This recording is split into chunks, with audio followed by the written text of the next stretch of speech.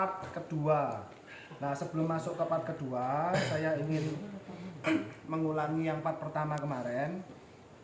Kita sudah belajar tentang mempersembahkan tubuh, kita sudah belajar tentang pembaharuan budi. Nah, saya mau ulangi sedikit tentang nubuat. Salah satu karunia itu adalah nubuat. Nah, setelah kemarin kita sharing-sharing tentang nubuat, ternyata saya belajar lagi tentang nubuat. Saya menemukan kebenaran ini. Sebentar ya. Coba buka di Yehezkiel 37. Yehezkiel 37. Minta tolong ada bacakan ayat 1, 2, 3, 4. Yehezkiel 37 ayat yang pertama. Yehezkiel 37.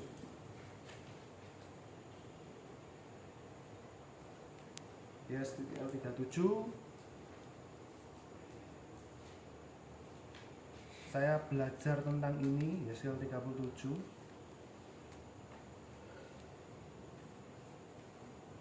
Ya. 1, 2, 3, 4 sampai 5. Yehezkiel 37 ayat 1. Lalu kekuasaan Tuhan meliputi aku, dan ia membawa aku keluar dengan perantaraan rohnya, dan menempatkan aku di tengah-tengah lembah, dan lembah ini penuh dengan tulang-tulang. 2. Ia membawa aku melihat tulang-tulang itu berkeliling-keliling, dan sungguh amat banyak pertaburan di lembah itu. Lihat, tulang-tulang itu amat kering. 3. Ia berfirman kepadaku, hai anak manusia, dapatkah tulang-tulang ini dihidupkan kembali? Aku menjawab, ya Tuhan Allah, Engkaulah yang mengetahui.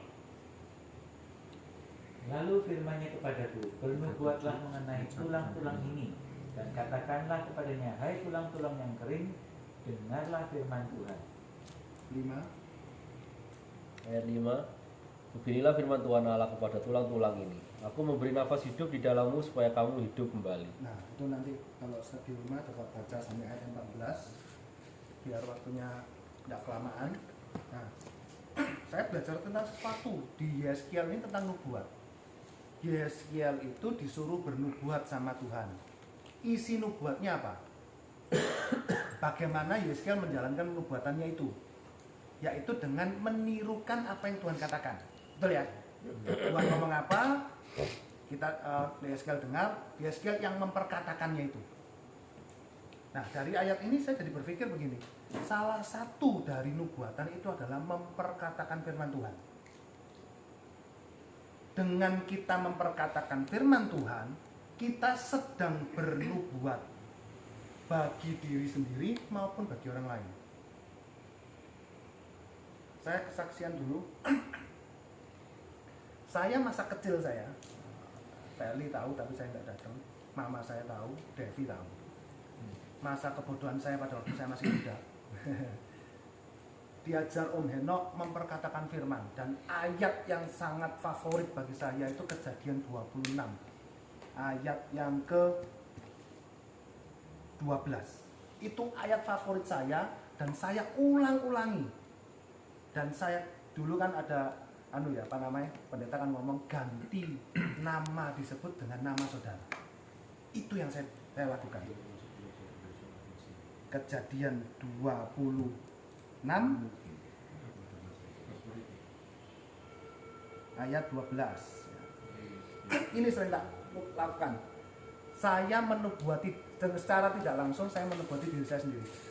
Maka menaburlah Ivan di tanah itu, dan dalam tahun itu juga Ivan mendapatkan hasil 100 kali lipat, sebab Ivan diberkati Tuhan. Dan Ivan menjadi kaya, bahkan kian lama kian kaya, sehingga Ivan menjadi sangat kaya. Itu zaman-zaman waktu SMP SMA. Setelah itu banyak yang dengar firman, kayaknya ini nggak boleh deh. Saya hentikan. Kuliah selesai, habis gitu masuk. Ya, waktu kapan hari itu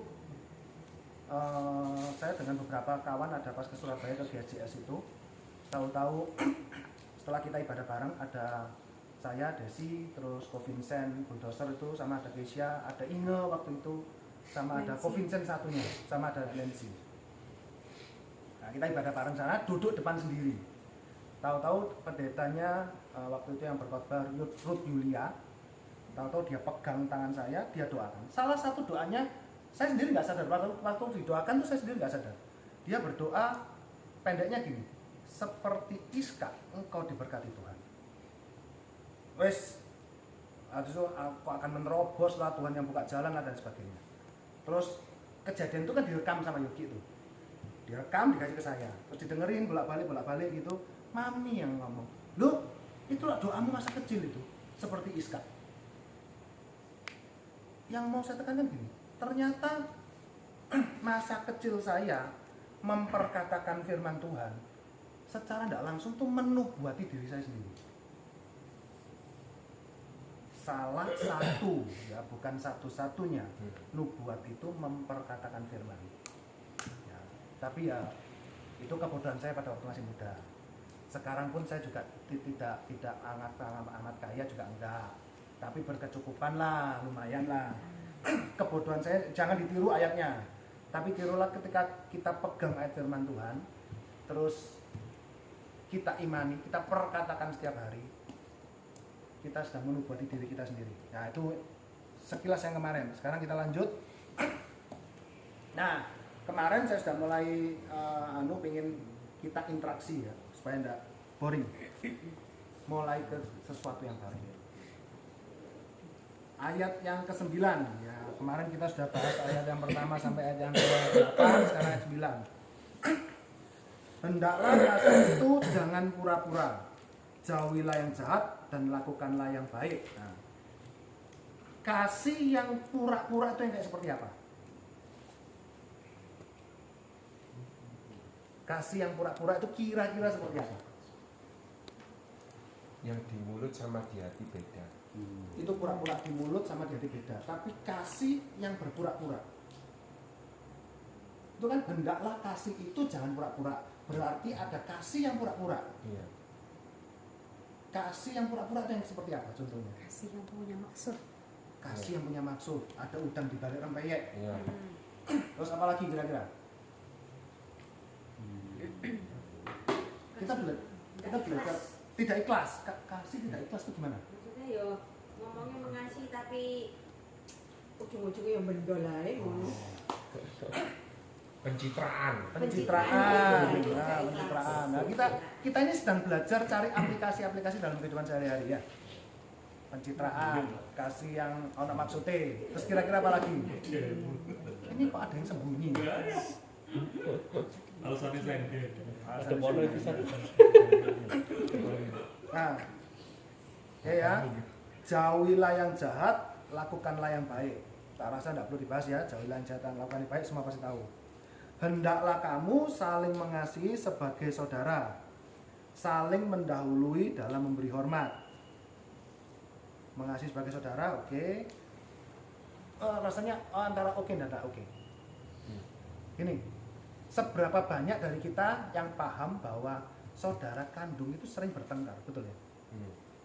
Bahkan lebih akrab sama temen dibandingkan sama saudara. Pernah ngalami itu? Pernah. Nah, enggak punya saudara kandung. Kayaknya kok bakalnya mau dengar lewat di umur Iya. Belum tentu. Belum tentu. Masih muda. Belum tentu masih muda. Siapa tahu. masih muda. Belum enggak maksudnya yung-yung itu loh. Iya. Sungguh sudah tidak nek Leon kan. Masih ada 3 lagi. Nah, Anak tunggal. Yung anak tunggal.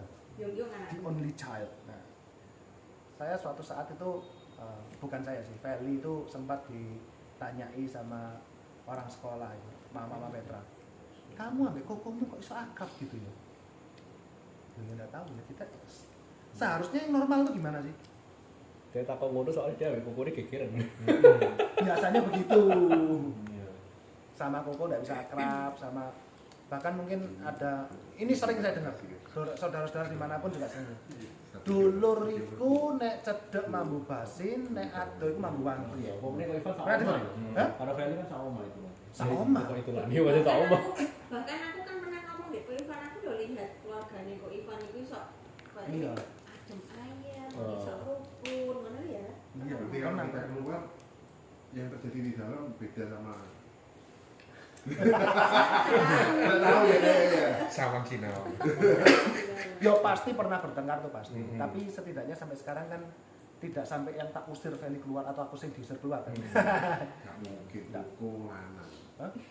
Koko Oh, enggak. dua anak, dua adik cewek. Nggak mungkin. Nggak mungkin. Tapi idealnya kan itu. Jadi ketika baca ayat ini, hendaklah kamu saling mengasihi sebagai saudara. Cuma sama saudara bertengkar, oh berarti sama orang lain juga boleh kok, gak usah ceda amat. Apakah begitu? Nggak. Tidak. Kita Oh, jelas. kembalikan yang ideal. Soalnya di situ saudara bukan ngomong masalah seperti yang kita menafsirkan saudara kandung.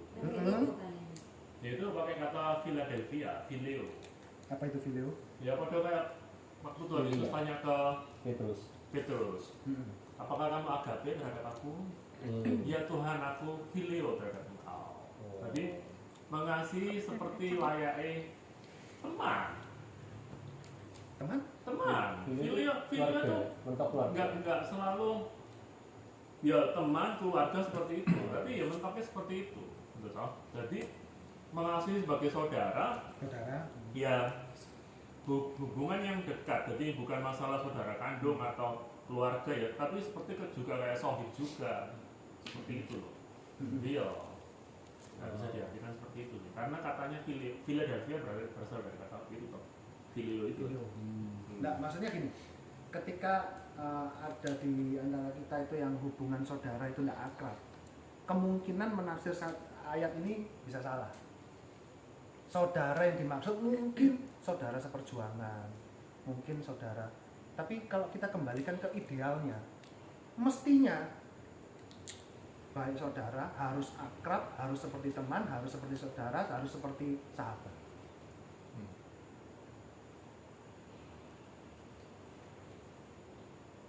Dan saling mendahului menghormat. Jangan hendaknya kerajianmu kendor, hendaklah rohmu menyala-nyala dan layanilah Tuhan. Kerajinan apa yang kendor ini? Jangan hendaknya kerajinanmu kendor. Maksudnya gimana ya ini?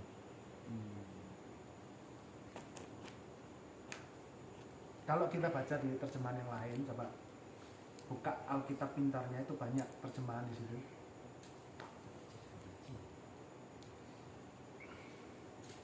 Kalau kita baca seolah-olah di TV ya, janganlah hendaknya kerajinan kendor, biar rohmu menyala-nyala dan layani Tuhan. Seolah-olah itu kan sedang ngomong kita itu bekerja untuk Tuhan seolah-olah. Tapi kalau kita baca di terjemahan lain, itu kira-kira artinya gimana? Jangan bermalas-malas dalam melakukan pekerjaan. Jangan malas apabila kamu harus bekerja bagi Allah. Versi mudah dibaca. Mudah dibaca. Jangan malas apabila kamu harus bekerja bagi Allah. Dia ngomong apa? Pelayan. Melayanilah Tuhan dengan giat. Untuk Harusnya pelayanan. enggak. Enggak ya? Harusnya enggak. Harusnya bukan benar pelayanan. Tapi boleh diartikan pelayanan juga, oke? Salah satunya boleh. In all things. In Nah, all it's all In things. all things. Iya, pokoknya rajin. Jadi sekolah ya Kesaksian sekolah yang sih baik juga. dalam sekolah, dalam belajar. Jadi ibu rumah tangga yang resi isi. Jadi malas itu nanti membuat Tuhan itu dipermalukan. Masa gua Kira-kira gitu ngomel, lah, kira-kira. Ya, Tidak cuma pelayanan. Bukan cuma pelayanan. tidak hanya sekedar pelayanan. Semua aspek kehidupan kita. Betul. Ya. 12. Bersukacitalah dalam pengharapan, sabarlah dalam kesesakan, bertekunlah dalam doa. Sukacita dalam pengharapan itu aplikasinya gimana? Harapannya apa? Sukacitanya apa? Kita berharap apa sih? Biasanya orang Kristen ditanyai, berharap apa? Masuk surga, Kayak raya. kaya raya, Sehat, oke. sehat, oke.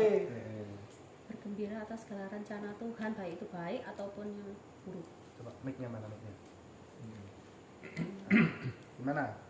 Berusaha menikmati dan bergembira dengan rencana Allah, baik itu baik ataupun itu buruk.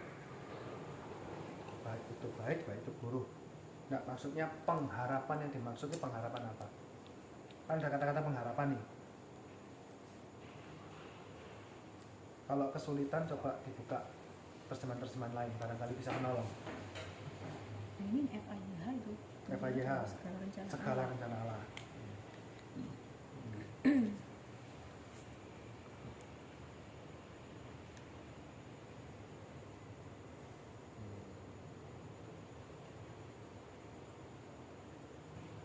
Kira-kira bagaimana ini? Bersuka cita dalam pengharapan itu bagaimana?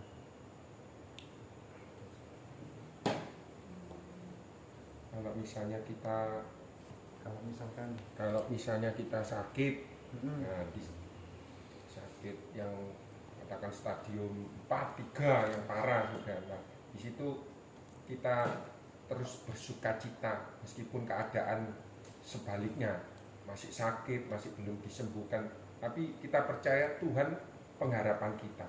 Terus bersuka cita, aku percaya Tuhan, percaya di dalam Engkau ada kesembuhan, ada mujizat. Terus bersuka cita meskipun belum terjadi. belum terjadi dan kenyataannya belum sembuh.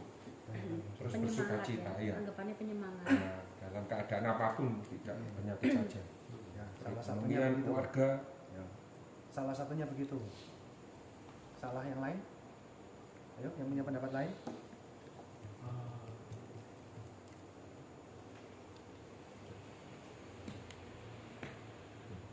Jadi sel-sel baris lagi. Iya. Bersuka citalah dalam pengharapan. Cita-cita dan itu Ya, nyambungnya ke Roma sebelumnya tuh gitu nih. itu mengharapkan sesuatu yang baik dan berhubungan sama satunya dengan janji keselamatan yang Tuhan berikan dalam hidup kita. Pengharapannya ke situ. Dan itu juga ngomong masalah sebuah kepercayaan iman di dalam Tuhan. Gitu. Jadi kalau yang seperti itu mungkin itu sudah masuk ke Interpretasi menginterpretasi dari itu. yang sudah diinterpretasi gitu ya. Interpretasi. Jadi secara pengertian itu bukan beranak pinak, bercucu buyut. Jadi agak kurang. Nanti pada akhirnya kan yang memegang punya latar belakang hidup kurang enak, ya itu, gitu toh. Yang punya sakit, yang pegang itu, gitu toh. Yang punya masalah dalam rumah tangga, yang dipegang itu, padahal ya seperti itu. Makanya kan di situ juga ngomong sabarlah dalam penderitaan, penderitaan yang ada hubungannya dengan iman yang kita punya dalam Kristus itu seperti apa. Jadi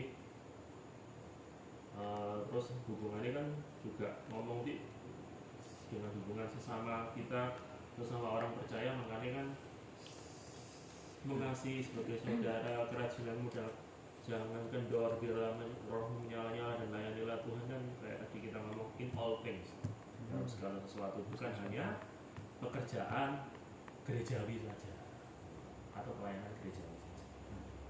Ini tafsiran saya. Rencana Allah itu dalam kitab Roma, terutama kitab Roma kita belajar. Rencana Allah dari awal kita sudah belajar tentang bangsa Israel yang seolah-olah disingkirkan dulu, keselamatan masuk ke dalam bangsa-bangsa lain, yang nanti pada akhirnya keselamatan itu akan sampai di bangsa Israel lagi. Itu semua rencana Allah. Dalam kesemuanya ketika kita menjalani kehidupan dalam semuanya itu. Sekarang bagi orang Israel misalkan, sekarang belum jadi orang umat pilihan lagi, seolah-olah begitu. Ya sukacita. Ikuti segala prosesnya Tuhan. Mau sekarang waktunya atau sekarang belum waktunya? Kalau dalam pribadi ya, dalam kita mengikut Tuhan, kita sekarang sudah serupa Kristus belum? Belum. Pengharapan kita mesti serupa Kristus ya pengharapannya. Ada yang enggak ada ya, semua Kristen harus berharapnya kita serupa Kristus. Nah, dalam proses berharap ini banyak suka dukanya, ketika duka tetap bersuka cita. Sekarang apakah sini kalau ada lagi jatuh dalam dosa terus tidak merasa bersalah? Saya rasa tidak ada dia.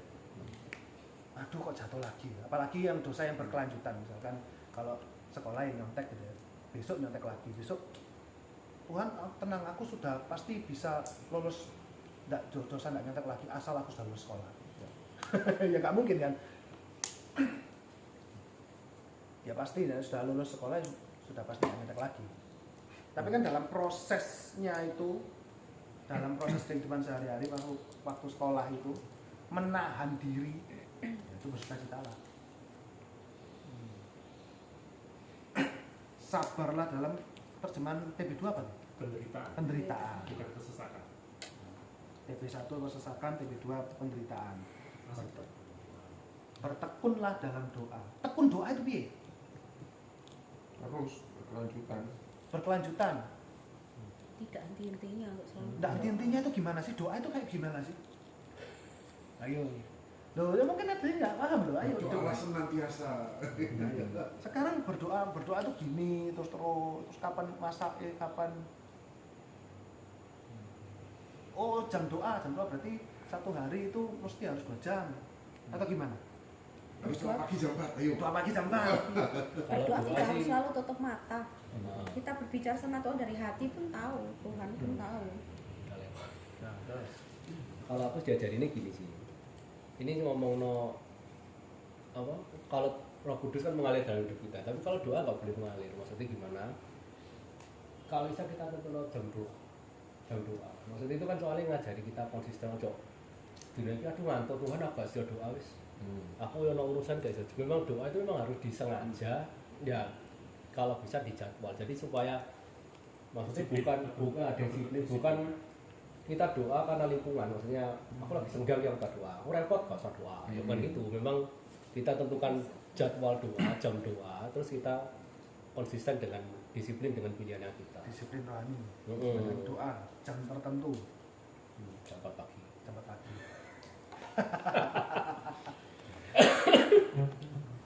Ada yang lain? Desi tadi pendapat dalam keseharian kan senantiasa berdoa, dalam keseharian itu kita juga sedang berdoa. Prakteknya dalam keseharian sedang berdoa itu kayak gimana Desi?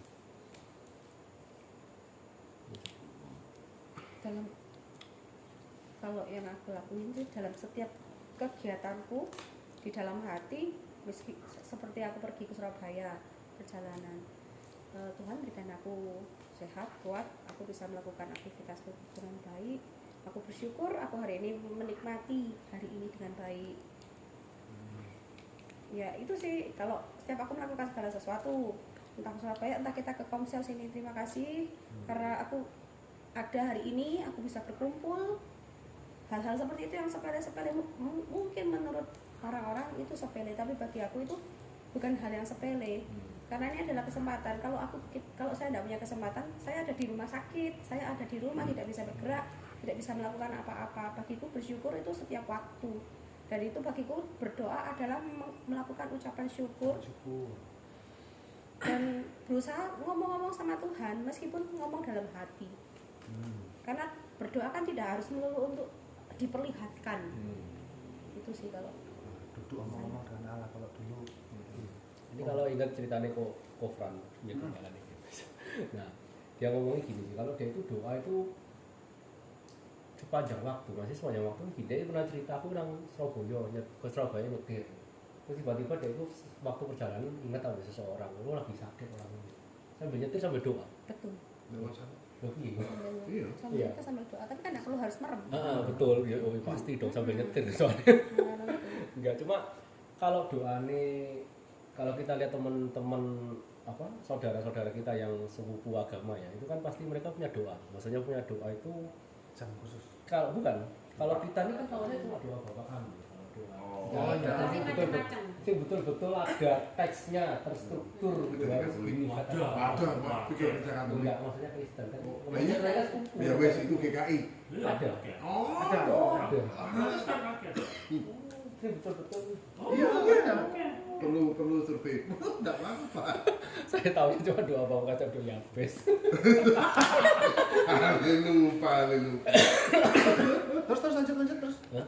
Kalau sepupu Kalau sepupu, ya ini kalau pengetahuan saya ya, sepupu itu kan kayaknya banyak doanya, dan doanya itu maksudnya itu sama semua gitu. Misalnya sesama rekan sama muslim, dimanapun pasti disebutkan doa itu pasti tahu. Oh doa ini kayak gini pasti tahu. Tapi kalau Kristen kan enggak. Ya kecuali sama-sama DKI. Kalau sudah itu kan sudah lain. Maksudnya aku nggak tahu gitu loh. pasti Betul. karismatik, nah, bebas. Ya, terkesan bebas. Betul nggak? Sangat bebas. Gimana itu? Tapi belum liberal. Tapi ini nggak mau dikatakan liberal. Gimana kok? Aku jadi ingat apa yang pernah di-sharing sama Kak Sony, Kak Sony. Jadi beliau ditanyai tentang, loh kalau orang Kristen, kalau orang Muslim kan ada jam doa, ditanyai sama saudara Muslim ya, kan ada jam doa, ya seperti itu. Kalau orang Kristen kapan doanya? Nah, terus Kak Sony itu di dalam, dia ngomong sih di dalam tersentak karena pertanyaan itu, kemudian dia dapat hikmat dari Tuhan. Kristen itu agama kasih, ya Kristen itu agama kasih. Kalau orang Kristen mengasihi Tuhan, dia berdoa. Ya sudah. Ya itu jawaban waktu itu dengan orang itu. Ya, karena Kristen itu agama kasih. Jadi kalau orang Kristen itu mengasihi Tuhan, caranya adalah berdoa. Nah, aku nggak tahu jawaban itu memuaskan pihak yang sana atau enggak, aku nggak tahu. Tapi itu jawaban karena spontan dan itu ternyata mungkin harapannya mungkin orang itu berpikir ya karena kalau kamu benar-benar mengasihi Tuhan, kamu akan selalu berdoa. Anggapnya gitulah. Ya, kamu tidak pernah, kamu selalu ingat Tuhan, kamu akan selalu berdoa kok. Ngomong-ngomong Tuhan, kamu lagi dalam perjalanan, kamu juga nyanyi adalah doa yang dinyanyikan kan? Ya, menyanyikan lagu kan doa yang dinyanyikan. Jadi kamu kan berdoa, ya kan? Kamu nyanyi berdoa, ya. Karena kamu kasih sama Tuhan. Kalau kamu tidak kasih sama Tuhan, aku yakin kamu tidak akan nyanyi, kamu tidak akan doa, kamu tidak akan punya keinginan untuk berhubungan sama Tuhan. Aku rasa itu. Tapi bukti itu doa itu menurut Kak Son tadi, dari kata-kata itu tadi berarti doa itu adalah tanda bahwa kita itu mengasihi Tuhan. Itu sih, mungkin kira-kira gitulah. Kira-kira gitu. Oke. Lanjut 13. Bantulah dalam kekurangan orang-orang kudus dan usahakanlah dirimu untuk selalu memberi timbangan. Jadi maksud orang kudus apa? Nah, maksud orang kudus apa? Siapakah orang-orang kudus? Sandra. Sandra, iya, orang kudus. Asalnya itu kok kudus nih, Jawa Tengah. Siapakah orang-orang kudus? Ya, kita ini. Apakah kita ini orang kudus bukan? Oh iya. Iya. Aku sungkan yang ngomong. Oh iya. Loh. Kalau dalam bahasa permainan kata ya, kita bukan orang kudus, tapi kita orang yang dikuduskan. Orang kudus. Nah, karena orang yang sudah dikuduskan, karena itu orang yang kita kudus. Meskipun dalam kenyataannya kita belum kudus. Nah, itu iya permainan katanya. Ulang ya. Kita itu bukan orang kudus, tapi kita adalah orang yang dikuduskan. Karena kita adalah orang yang dikuduskan, kita jadi orang kudus. Siapa yang menguduskan kita? Bagaimana proses pengudusannya? Wah.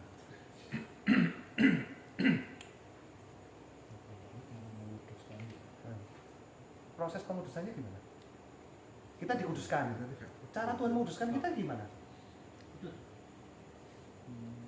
Bagaimana cara Tuhan menguduskan kita?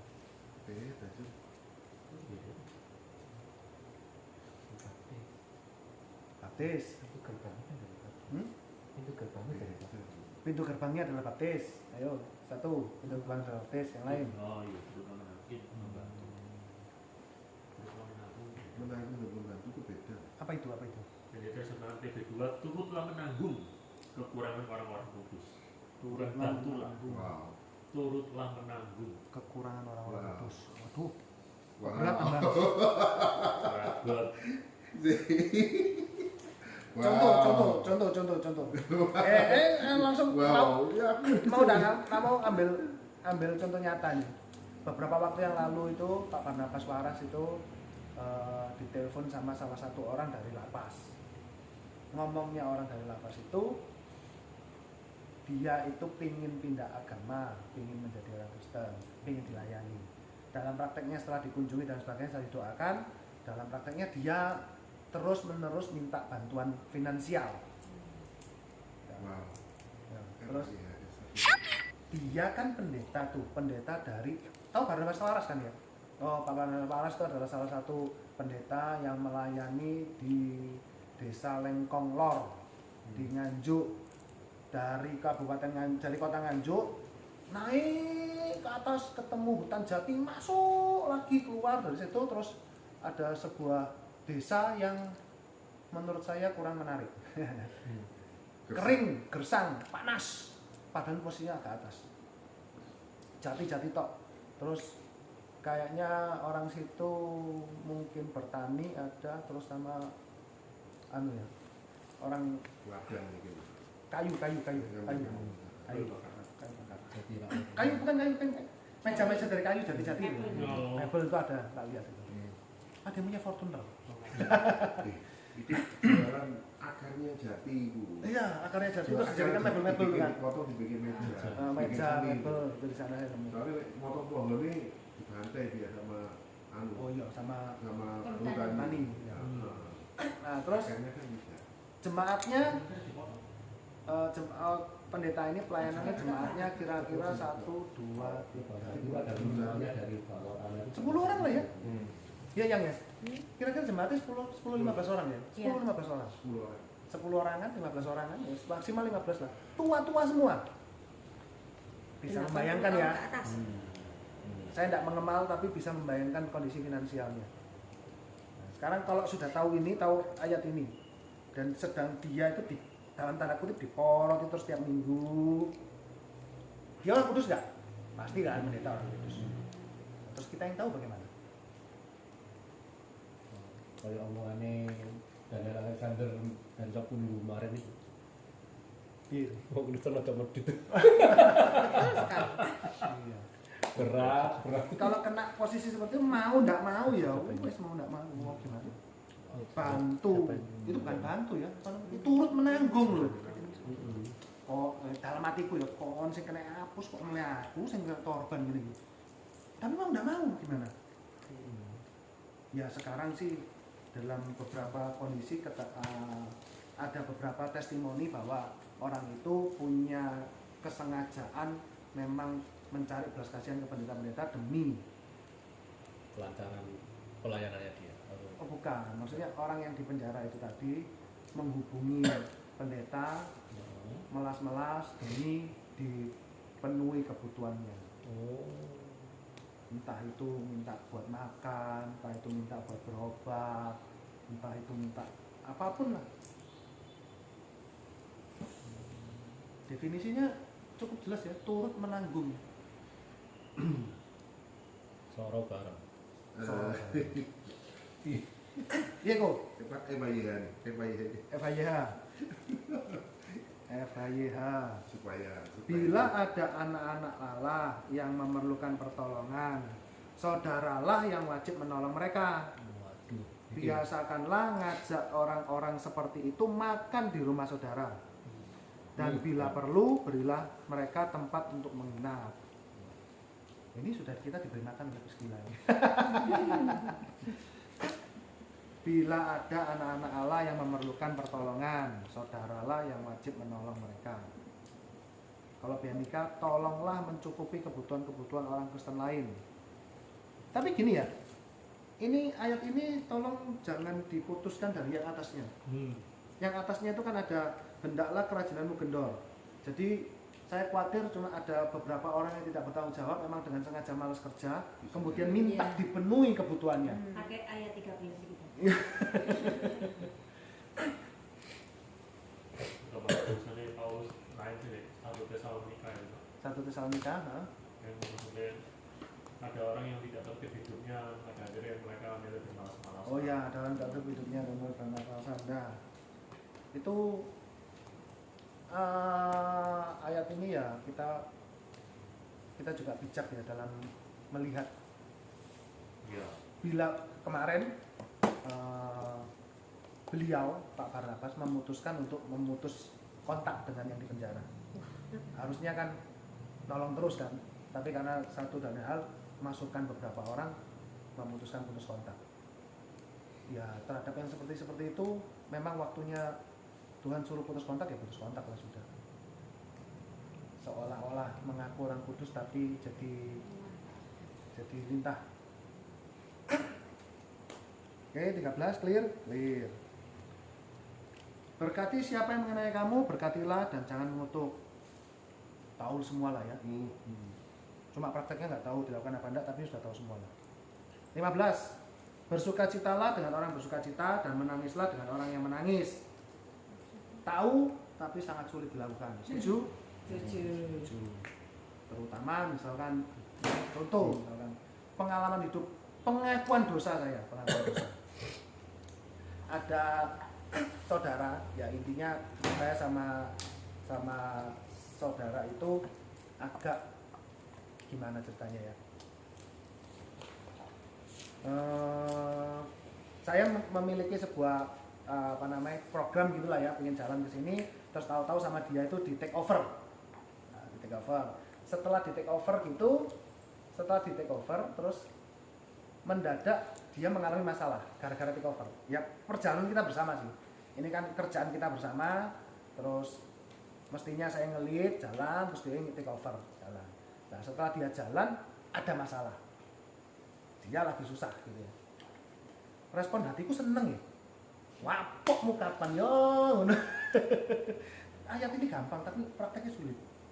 Nah dalam aku seneng ki, aku ngomong ambil berapa orang nih. Hari ini aku aneh.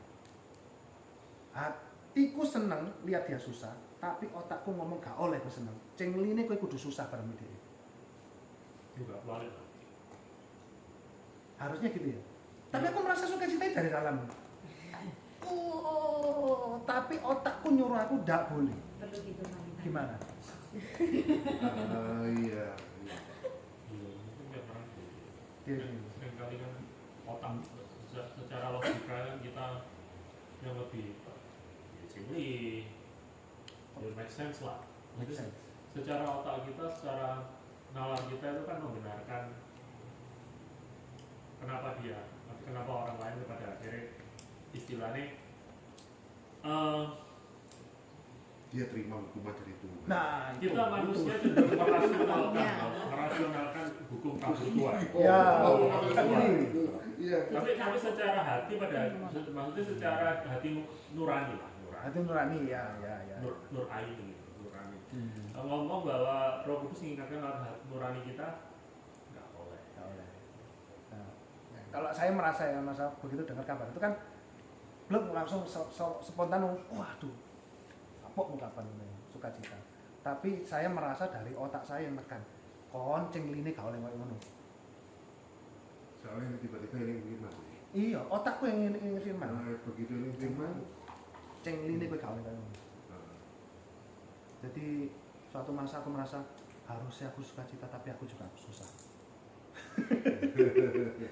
Gampang kita baca tapi untuk mempraktikkan bukan susah ya, kita perlu perjuangan ini. Berjuang. 16. Nah, ini rumit ini.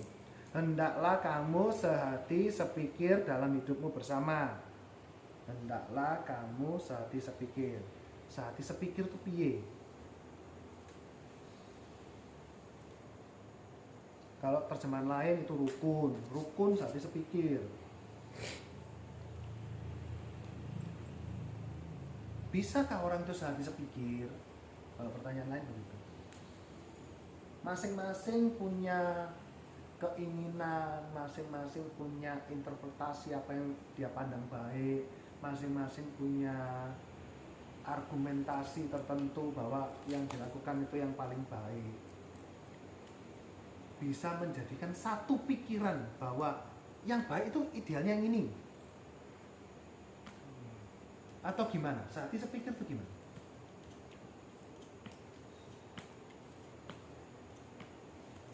Sehati sepikir. Kalau diterjemahkan secara plek-plekan, sepikir, wangel semua orang sepikir. Maupun gereja di kota Jombang tidak ada yang sepikir. Kan gini kan, pikirku ya aku sing paling apik gitu. Paling gampang, pikirku ayat firman Tuhan ini perpuluhan ya wis. Pokoknya penghasilanmu 10% harus store di gereja. Ada berita nama lain yang ngomong perpuluhan sudah enggak, itu perjanjian lama. Ya sudah enggak sepikir kok. Sepikir tuh piye?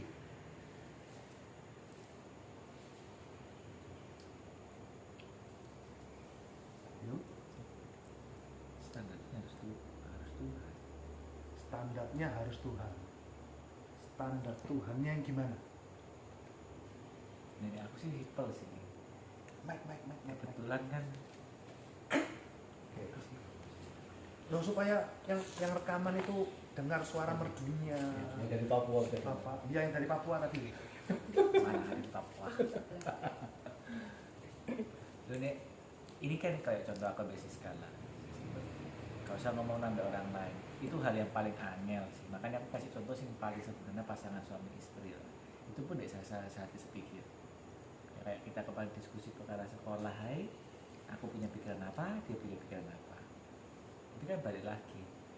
Yang di-set bukan kami berdua. Yang di-set kan didoakan dulu. Nah, bagaimana kan itu kan yang ngomong itu sepikir ya. Karena kita pasti aku punya point of view-nya, POV-nya, dia punya POV-nya dia masih. Tapi ya balik lagi kita harus sepakat bahwa yang kita sepakati adalah standarnya bukan kita masing-masing, tapi standarnya adalah standarnya Tuhan. Ya itu sepikir.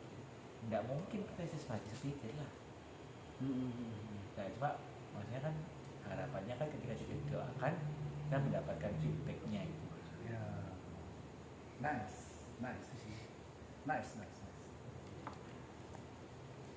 Yang lain ada pendapat?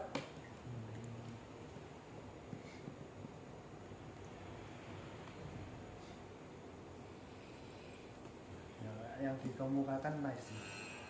Dan ada warningnya, ada peringatannya juga supaya bisa saat sepikir itu gimana. Jangan kamu memikirkan perkara-perkara yang lebih tinggi. Pokoknya jangan kamu merasa kamu yang lebih pintar, tetapi arahkan pikiranmu, dirimu pada hal-hal yang sederhana, simpel. Contohnya tanya Tuhan. Terjemahan TV2 apa? Arahkan tetap, janganlah berpikiran congkak, tetapi arahkanlah dirimu kepada mereka yang rendah, janganlah menganggap dirimu pandai. Kita bisa sehati sepikir kalau masing-masing di antara kita tidak merasa kita yang paling pintar. Itu juga masalah sehati sepikir sebetulnya. Betul. Jangan diartikan sama, nggak ada perbedaan. Gitu sih. Lebih tepatnya harmoni. Justru kesehatian dan sepikir itu paling Suaranya kan ngado, jatuh kayak dunia ya. paling apa ya? Tentang masalah sehati sepikir itu nih kalau dicapai dengan semua harus serba seragam, misalnya kayak SD, SMP, SMA pakai seragam, gampang. Justru kesehatian dan kesepikiran itu di sini ngomong live in harmony in one spirit, gitu loh. Bineka Tunggal Ika. Ya, gila Bineka Tunggal Ika, gitu loh. Kita ngomong juga pada akhirnya ya harmoni kita di dalam Kristus, dalam satu roh yang sama ini gimana. Nah makanya kan kayak tadi kamu ngomong salah satunya untuk bisa harmoni kan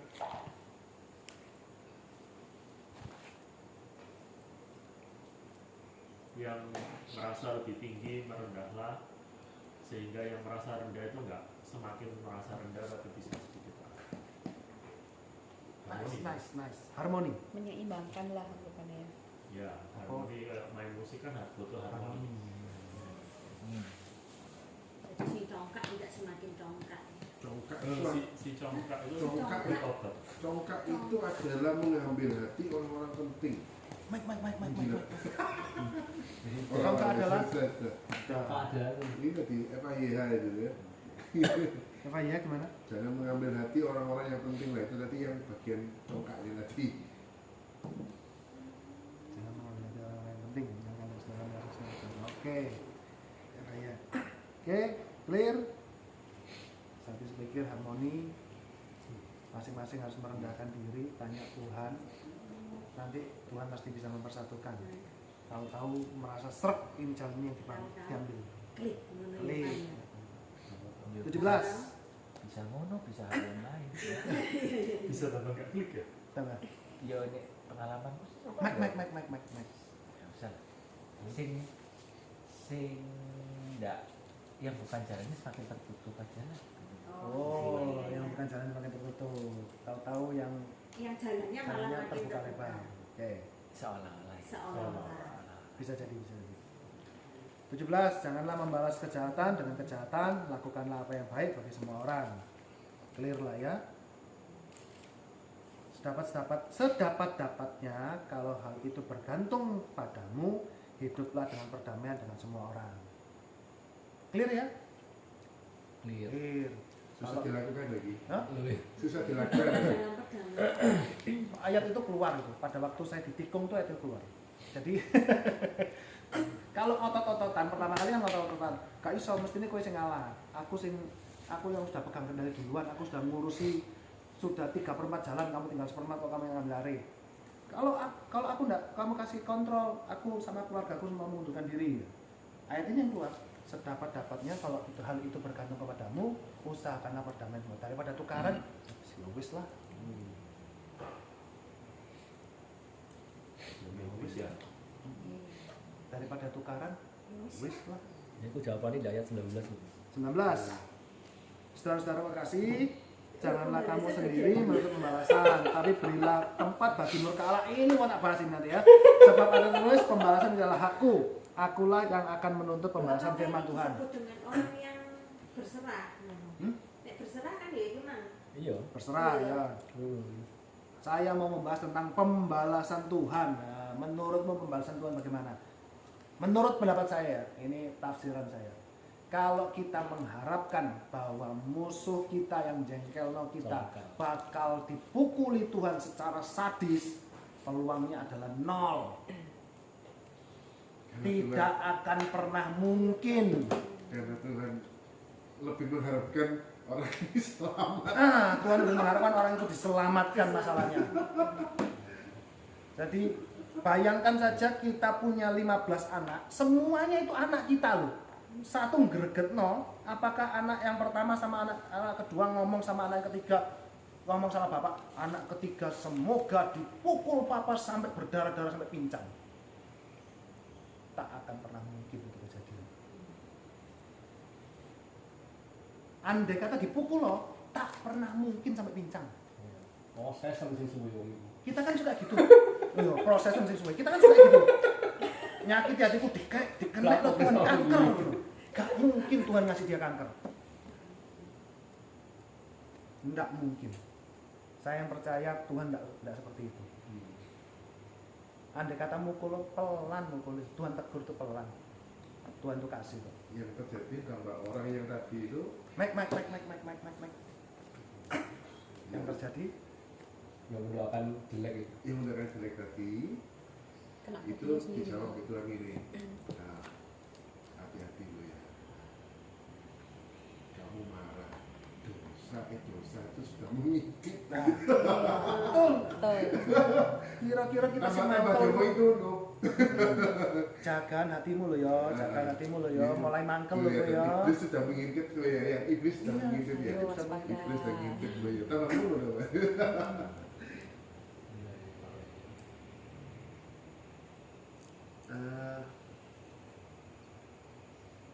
Yes, bagaimana?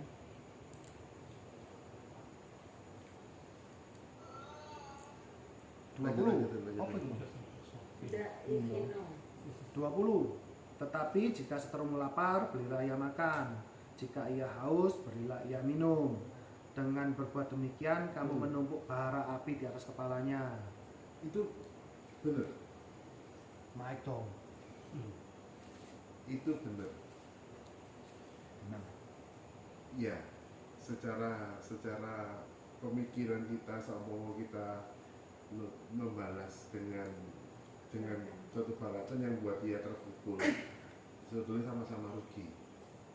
Dia sakit, kita sakit. Gitu. Tapi kalau misalnya ayat ini penting banget. Ayat ini penting banget soalnya